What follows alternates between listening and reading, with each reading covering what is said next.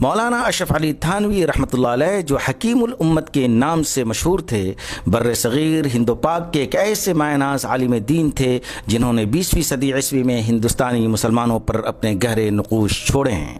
مولانا اشرف علی تھانوی ایک بہترین مفسر، ایک نامور مصنف اور ایک جید عالم دین ہونے کے ساتھ ساتھ ایک ایسے صوفی اور بزرگ تھے جن کے ہاتھوں پر بڑے بڑے اسلامک اسکالرز جیسے علامہ سید سلیمان ندوی اور مولانا عبد الماجد دریابادی وغیرہ نے بیعت کی تھی۔ مولانا اشرف علی تھانوی اتر پردیش کے مظفر نگر ضلع کے تھانہ بھون میں 1863 عیسوی کو پیدا ہوئے۔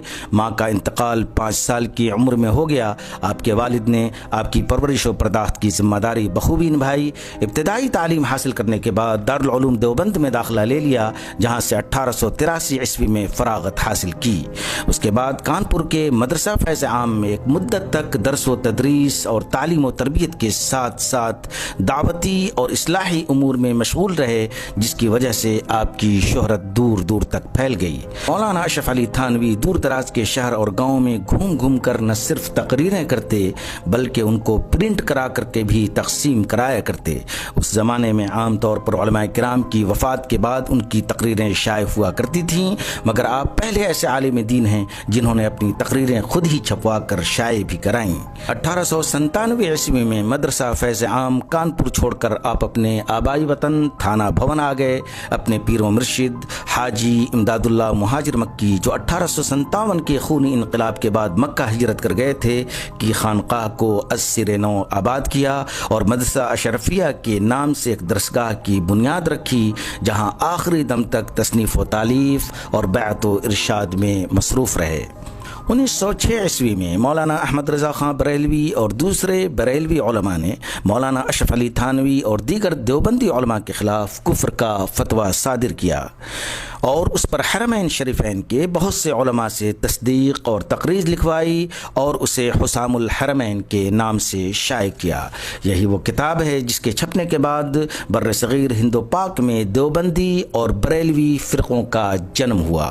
اس کے جواب میں علماء دیوبند کی طرف سے مولانا خلیل احمد سہارنپوری نے المہند علی المفند لکھی، جس پر دیوبند کے تمام بڑے علماء نے دستخط کیے اور مولانا اشرف علی تھانوی رحمۃ اللہ علیہ بھی اس میں شامل تھے۔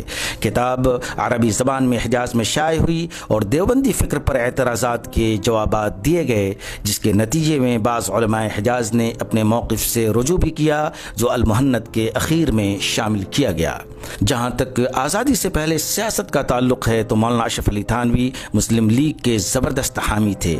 چنانچہ مولانا نے نہ صرف یہ کہ مسلم لیگ اور 2 نیشن کی تھیوری کو سپورٹ کیا بلکہ ہر ممکن مدد کرنے کی کوشش کی۔ مسلم لیگ کے رہنماؤں اور خاص طور پر مسٹر جناح سے مسلسل خط و کتابت اور علماء کی ایک ٹیم کو مسلم لیگ بھیجنا تاکہ انہیں اسلامی امور پر رہنمائی کر سکیں، انہی کوششوں کا نتیجہ تھا۔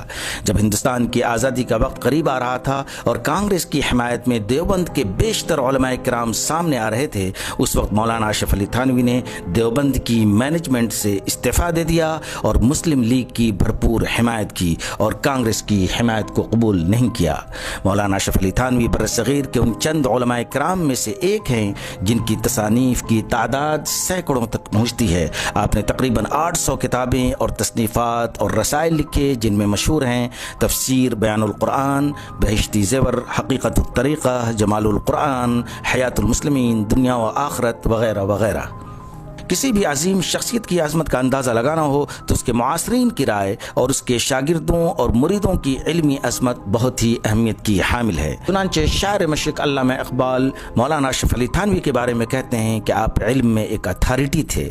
علامہ سید سلیمان ندوی اور مولانا عبد الماجد دریابادی کو جب سلوک و معرفت کی راہیں طے کرنے کا جذبہ پیدا ہوا تو انہوں نے مولانا اشرف علی تھانوی کی خانقاہ کا رخ کیا۔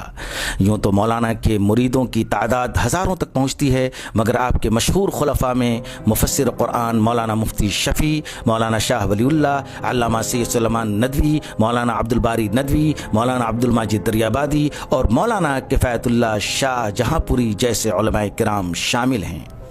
تصوف، سلوک، علم و عمل، تصنیف و تالیف اور دعوت و ارشاد کا ہندوستان کا یہ روشن ستارہ 83 سال کی عمر میں 20 جولائی 1943 عیسوی کو ہمیشہ ہمیشہ کے لیے اس دنیا سے رخصت ہو گیا۔ اللہ تعالیٰ آپ کی قبر کو نور سے منور کرے اور آپ کی خدمات اور شاندار کارناموں کا اجر عظیم آپ کو عطا فرمائے، آمین۔